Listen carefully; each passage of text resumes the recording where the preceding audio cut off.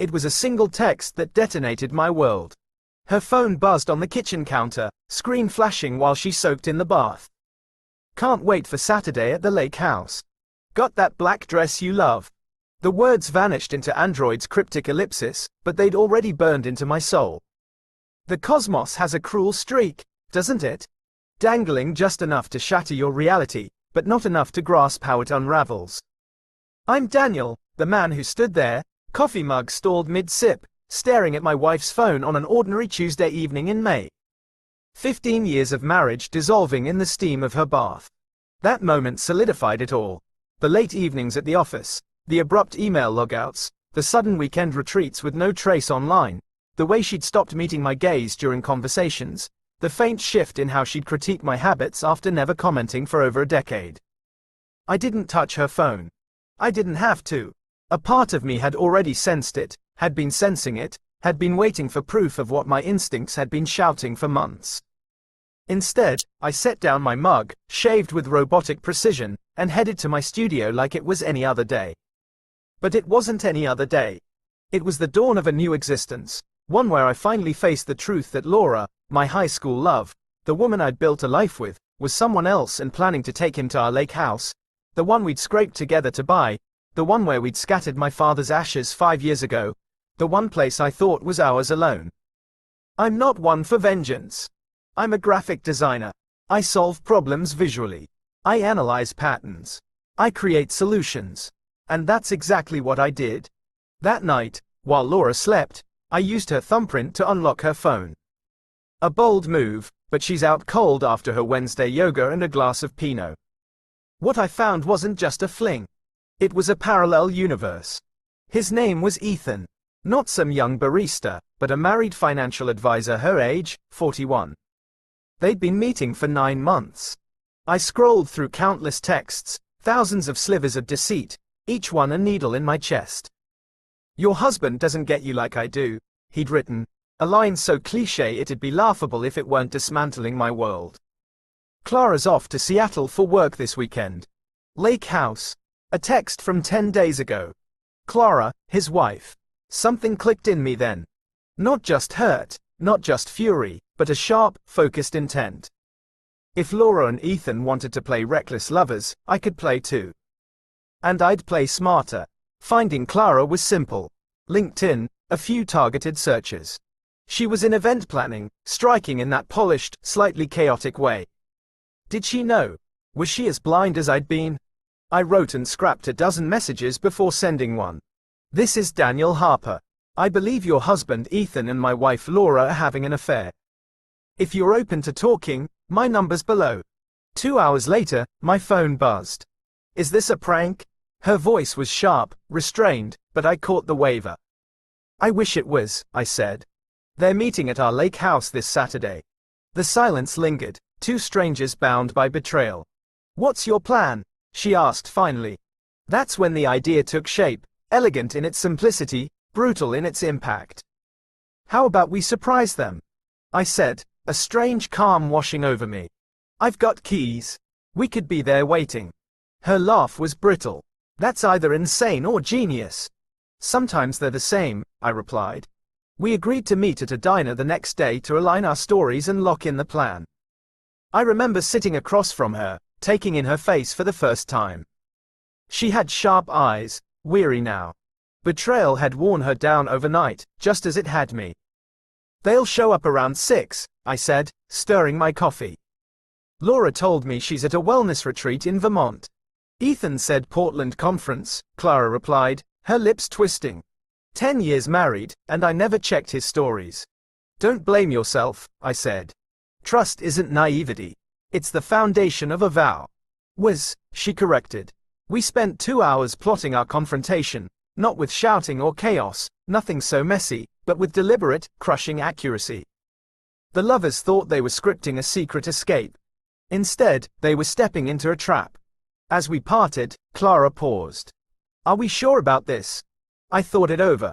I don't know if it's right, I admitted, but it's what we need to move on, whatever that means. She nodded, understanding. That night, Laura hugged me goodbye, duffel in hand. I'll text you from Vermont, she said. I forced a smile. Safe travels, love. Take care. The lie burned my throat. Saturday morning broke crisp and bright, a mocking perfect lake day. I called in sick to my freelance gig, a first in years, packed a small bag, told my intern I needed a personal day. If only he knew. The drive to our Adirondack Lake house usually grounded me. Today, each mile ticked closer to a showdown. I rehearsed lines, imagined actions, but nothing matched the scale of this betrayal. Clara and I planned to meet at a cafe a mile from the house at 1 p.m., plenty of time to prep before their 6 p.m. arrival. When I arrived, she was there, staring out the window over a latte. Having doubts? I asked, sliding into the booth. 1,000, she admitted. But I'm here. We were stiff at first. What's the etiquette for plotting an ambush with your spouse's lover's spouse? But shared pain forges odd connections over half-eaten fries. We moved past the affair to find real people beneath the hurt. Clara was a gifted planner who'd paused her dreams to support Ethan's career. I planned our wedding, she said softly, every detail for our life together, the life he apparently doesn't want. I shared how Laura and I had dreamed of opening a gallery. My dad's death hit us hard, I said. I thought we were grieving together, but she was grieving with someone else. You deserved better, Clara said, holding my gaze. So did you. By the time we left, a strange alliance had formed, partners in a journey neither chose. At the lake house, we moved with eerie precision. I showed Clara around, dodging memories that clung to every corner. They'll probably head to the guest room, I said, detached, like a tour guide. Wait there, she asked. I thought it over. No, the den. Better view, more space, less personal. We staged the scene like filmmakers, set 2 chairs by the window, placed a bottle of Laura's favorite Merlot on the table with 4 glasses. A dramatic flourish, but betrayal demands theatrics. While waiting, I stepped onto the porch, the lake's ripples glinting under the sun. Clara joined me, her presence oddly steadying. When did you first notice? She asked. 100 small things, I said. Cologne on her scarf once. She said it was a client's. Late-night emails she'd angle away from me. But mostly, she stopped noticing me. Really noticing. Clara nodded. Ethan started nitpicking, creating space to excuse his actions. Classic cheater's move. Blame the spouse to justify the lies, I agreed. We traded stories as the sun dipped. How Laura and I met in art class, how Clara and Ethan got engaged in Florence, the futures we thought were certain, now broken. What's next for you? Clara asked. Divorce, maybe, I said. Part of me wants to tear it all down. Another part misses the woman I married. I turned to her. You? I still love him, she said plainly. But trust is gone. What's a vow without trust? A ping from my alarm system cut us off. Car approaching. My heart sank. They're early, I whispered, checking the time. 5:15 p.m. We hurried inside, taking our places like under-rehearsed performers. Laughter drifted from the driveway, warm, private laughter that stabbed my core. A key turned. The door creaked open.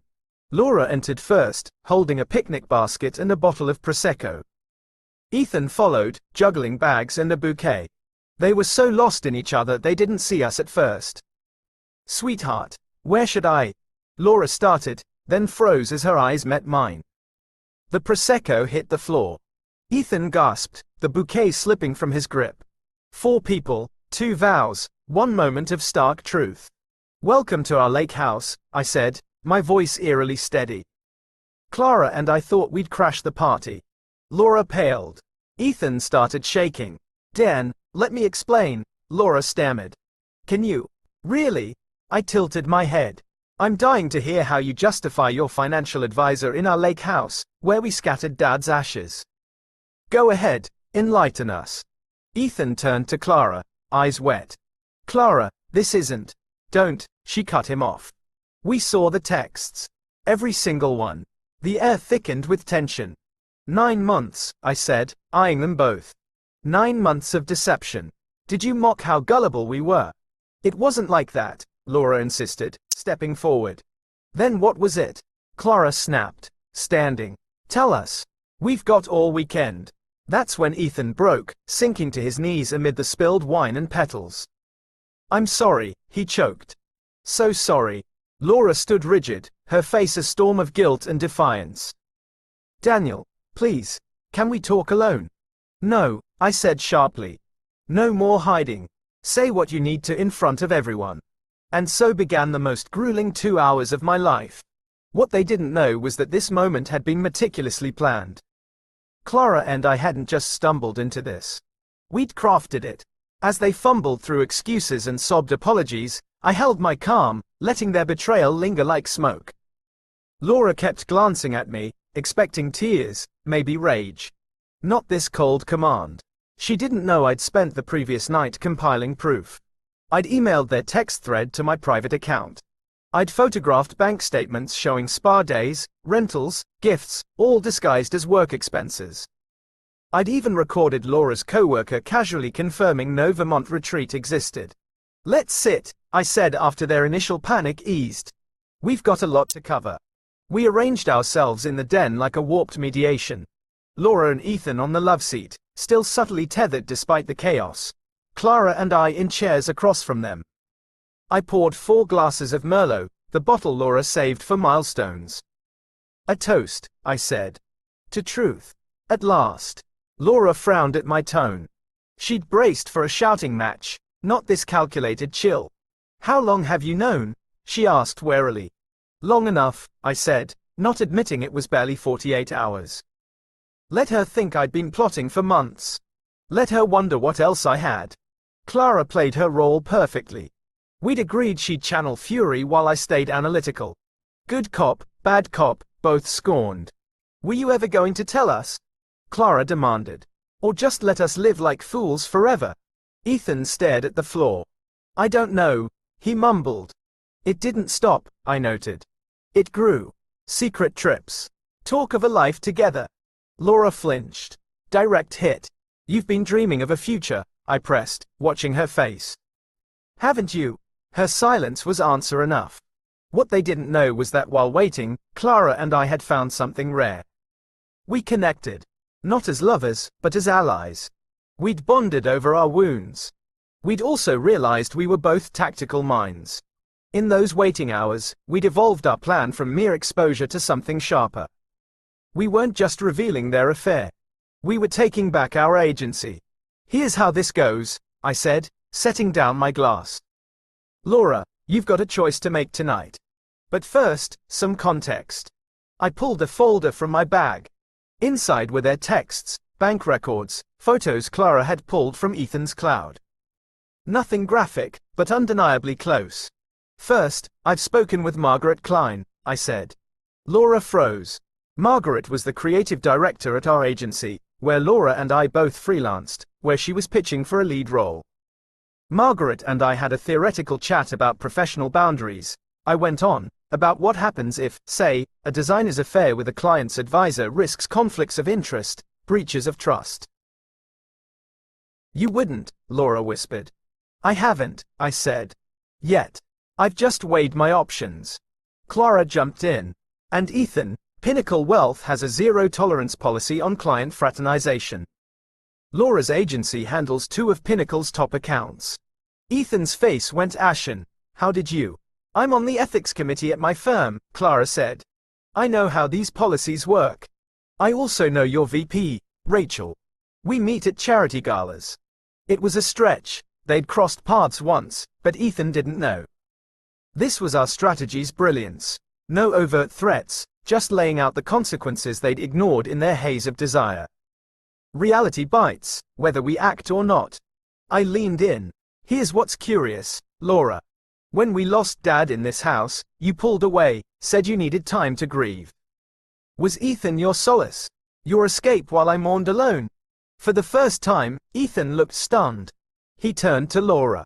"You never mentioned your father's ashes." The tension between them sparked their first fracture. "There's so much you haven't shared," Clara said, "not just with us, but with each other." This was our sharpest move. Affairs thrive on illusions. Laura and Ethan had sold each other polished facades, not raw truths. We just had to expose the cracks. "Laura," I said softly, Did you tell Ethan about your credit card debt from college? The one my parents helped clear. The reason we've kept separate accounts for 15 years. Ethan's eyes widened. And Ethan, Clara added, does Laura know about your sister's DUI?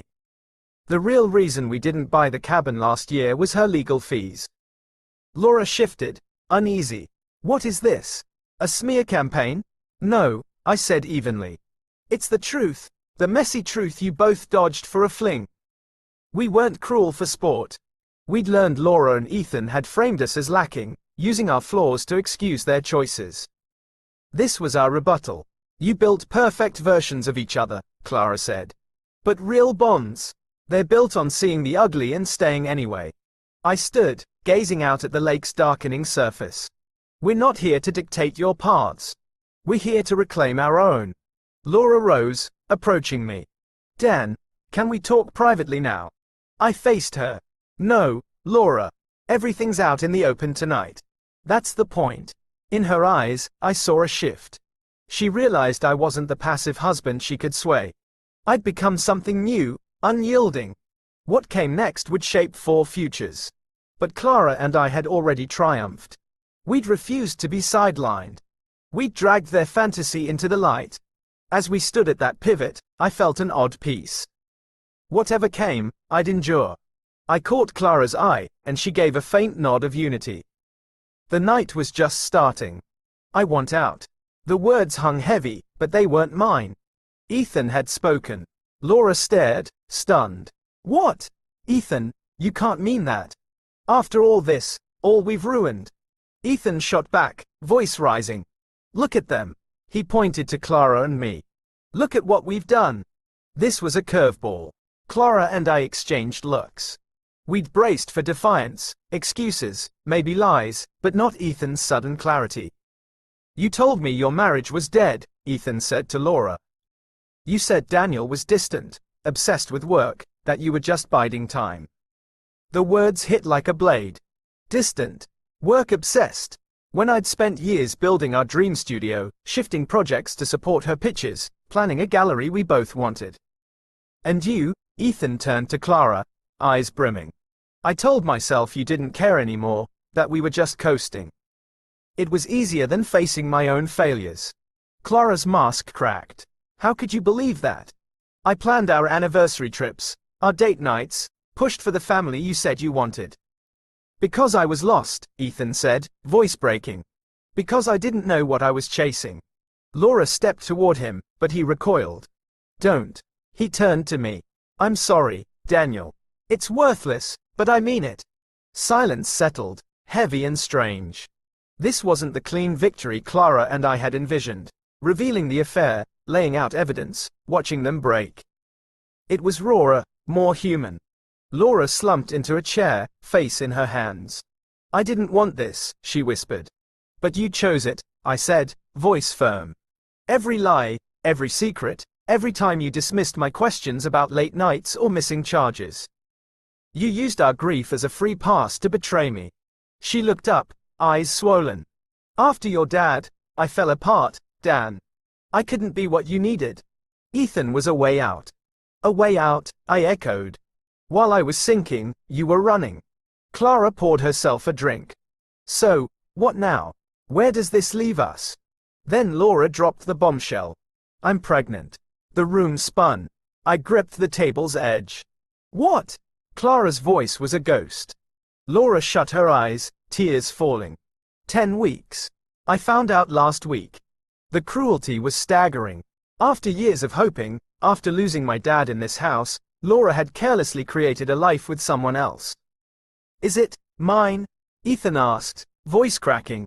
Laura nodded. It's yours. Clara and I were always careful. Another turn, another shift. The child was Ethan's. Did that ease or deepen the wound? Clara looked gutted. You didn't tell me, Ethan said. I was going to this weekend, Laura replied. I needed to think. I watched this unfold with eerie distance, like studying a painting gone wrong. So, you plan to tell your lover you're pregnant with his child, I said, during your getaway in my lake house. The irony's almost poetic. Clara set down her glass. I've wanted a kid for years. You kept saying, later, all while building a life with someone else. The room crackled with raw pain. 4 lives tangled in a brutal knot.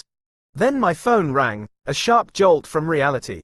I checked the screen, disbelief rising. "It's Margaret," I said to Laura, "the director you're so desperate to impress." I answered, stepping to the kitchen for quiet. The call was short but seismic. When I returned, 3 faces turned to me. "Margaret confirming our brunch tomorrow," I said.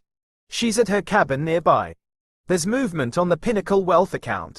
She wants us both ready." Laura's face went white. "Both?" "Yeah," I said. "I mentioned we're at the lake house this weekend. She proposed we meet at the Blue Heron at 10 a.m. all 3 of us." Ethan sank back. "This is real, isn't it? Our worlds are collapsing." I looked at him, feeling unexpected pity. "Worlds don't collapse in a flash, Ethan. They fray choice by choice. But they can be mended the same way." Clara stood beside me, a united front. "Daniel and I made our choices today. We're not your collateral damage." "What's that mean?" Laura asked, exhausted. I met her eyes. "It means I've shifted half our savings to accounts you can't touch. It means I've logged every detail of your affair, including agency resources you misused. It means I'm ready to file for divorce, with evidence." Her face twisted. "You orchestrated this. You're relishing it." "No, Laura," I said softly. "I'm not relishing anything. But I won't be the loser in my own story." I turned to Ethan. "Your pregnancy's between you and Clara. But I'd get tested for STIs soon. Fidelity's been loose here." The bluntness hit hard. Laura and Ethan flinched. Clara spoke up. "Ethan, I'm staying at my sister's tonight. Take time to think, not just react. I'll call tomorrow. And Laura," I added, "you can have the lake house tonight." "I'm not staying. Neither's Clara. We've got rooms at the Lakeside Inn." Laura frowned. "You're staying together. Separate rooms," I clarified. "We've become something you wouldn't get. Allies through shared pain. We're having dinner and plotting our futures." "Futures?" Laura echoed. I nodded. "Life goes on, Laura. With or without you. That's my call now." As Clara and I grabbed our bags, Ethan touched my arm. "For what it's worth, she talked about you all the time. Even when she complained, there was this respect. I think she still loves you." I eased his hand off. "That's the tragedy, isn't it? Love's not enough. Trust, loyalty, truth. Those hold it together. Love alone's just a fragile dream." We left them amid their shattered choices. As Clara and I walked to our cars, the lake's soft lapping grounded us. "Well," she said, "that wasn't the plan." I chuckled, surprised by the sound. "Not even close. You okay about the baby?" I asked. She stared at the water. "I don't know. Part of me's enraged. Another part still wants the life we envisioned." "You don't have to decide now," I said. "Neither do you," she replied. "About Laura." I nodded, grateful. We reached our cars and paused. 2 strangers forged by crisis. "Dinner?" she asked. "Dinner," I agreed. "We've earned it. 6 months can rewrite everything or nothing." For me, it rewrote most things. Laura and I divorced quietly, no dramatic trials or shouting matches. Once exposed, our marriage unraveled cleanly. The evidence I'd gathered secured a settlement in my favor. Laura didn't contest it. Maybe guilt was her own sentence. She kept her job but missed the lead role. Margaret was pragmatic, she told me over tea. The agency's seen worse, but I expected more from her. Ethan and Clara took a different path. After months apart in therapy, they chose to rebuild, with brutal honesty and strict rules. The pregnancy became a fragile thread pulling them back. Their son arrived last week. Clara texted me a photo with a note. "Fresh starts are real. Thank you for that night." Laura and Ethan cut contact after our confrontation. Word is they avoid each other at industry mixers. Illusions rarely outlive truth's glare. I sold my half of the lake house to Laura. Some places hold too much weight. Instead, I bought a cabin in the Catskills. It overlooks a valley, rugged and free, all mine. I've started dating again, slowly, carefully. I spot warning signs I once missed. I've learned loneliness in a marriage cuts deeper than solitude by choice. Clara and I still grab coffee or dinner sometimes. Not as lovers, we knew shared scars don't make romance, but as true friends born from that night. She brings her son occasionally. I hold him, feeling a tangle of emotions, but never bitterness. He's blameless. Last month, I saw Laura at a client's launch party, our first social run-in since the divorce. She looked tired, quieter. "You look good," she said, searching my face. "Regret, maybe. Old pain." "I am good," I said, surprised it was true. "Dan, I've wanted to say," she started. "You don't have to," I cut in softly. "We've said what matters." She nodded, respecting the line. "Are you with someone?" she asked, then backpedaled. "Sorry, that's not my place." "It's fine," I said. "Yeah, I've been seeing someone a few months." "It's early, but real, open." Pain crossed her face, quickly hidden. "I'm glad. You deserve that." As we parted, she turned back. "I'm in therapy, sorting out why I did it." "It wasn't you, Dan. Never you." "I know," I said, "and I did." Her betrayal was her flaw, not my fault. Walking away, I felt the final burden lift. Some people are forever, others are lessons. Laura had shifted from one to the other. That night at the lake house altered 4 lives for good. It closed one story and opened another. Now, from my Catskill cabin, I watch the valley ignite with dawn's first fire. The betrayal that once broke me has become my forge, shaping a man I barely recognize, stronger, clearer, free. Truth can gut you, but it also carves a path forward. My new home drinks in the sunrise, its wide windows bearing every corner to the light. No shadows, no lies, just a raw, radiant clarity. In that glow, I am whole, and I am enough. If this story hit home or kept you glued, hit that subscribe button and give it a like to keep these raw, real tales coming your way. Drop a comment below. Tell me, have you ever faced a betrayal that changed everything, or how would you have handled that lake house showdown? Your thoughts fuel the next story, so let's hear them.